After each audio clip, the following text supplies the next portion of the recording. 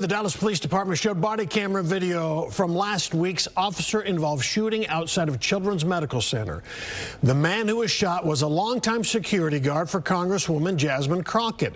Police say he was wanted for posing as a federal agent and using fictitious businesses and fake credentials to hire legitimate police officers for off-duty jobs. Excuse me. Shaun Rabb has a lot more, and it's pretty complicated on this story. Shaun. Complicated and amazing story of fraud and duping people at many levels. This man not only got close to Congresswoman Crocket, but also Dallas police officers, possibly officers from other agencies. He did it with a fake name and a bogus security company.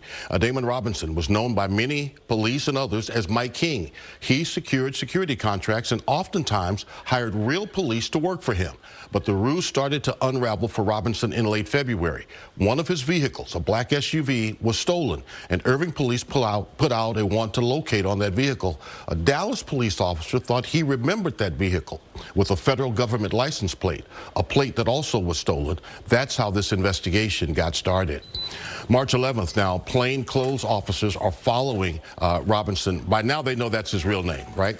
He has a long record of theft, tampering with government documents, and has a parole violation. They don't get him stopped that day, losing sight of him at that time. But hours later, pull in behind the vehicle. He's a passenger in at a parking garage at Children's Health. Listen now to how that encounter unfolded. Stand up, put your hand up. Don't reach. Don't do it. Don't do it. Police give commands for him to get out of the car and give up. They negotiate for an hour, offering to get family on the phone to try and get him to surrender. But as he gets out of the vehicle, he lowers his right hand, then raises it with a weapon, and 3 officers open fire. Police say he was not any type of federal law enforcement. So the agencies that he reported to work for do not exist. So basically special dignitary police. And so that agency does not exist within the federal government. So that's who he portrayed to be.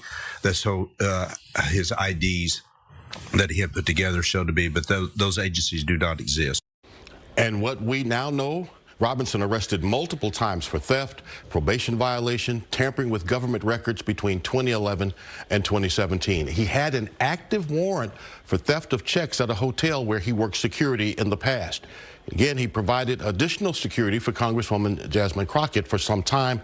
Her office sending a statement late this afternoon reading, "Our team followed all protocols outlined by the House to contract additional security. We were approved to use this vendor who also provided security services for additional entities in the local community and worked closely with law enforcement agencies, including Capitol Police." Wow. As Mike King, this man reportedly used a system that many companies use to recruit police officers to work part-time jobs. That system, that company, is Roll Call. DPD partnered with Roll Call in 2024 to try and improve the department's off-duty job program. Police would not discuss that in the news conference, but that company did meet with some police association leadership today and sent us a statement, in part reading, "At no point was this individual able to access personal data of any person." But remember, it was an officer who had worked a job for him some 6 months ago or so who remembered that black SUV with federal license plates. That started this investigation. That at least the shooting part, the end of it, happened in that parking garage. But this is an investigation still far from over. All right, Shaun, I have 2 questions. First one's quick. I saw gas or smoke or something in the guy's car. Was that police? Did they try to flush him out with some tear gas? Is that what that was? Yeah, so they used some sort of chemical agent to try to get him out. They used some sort of flashbang to try and get him out of the vehicle and convince him not to try, to resist, but to give up. All right, second, the Crocket people had to run a background check on this guy, right?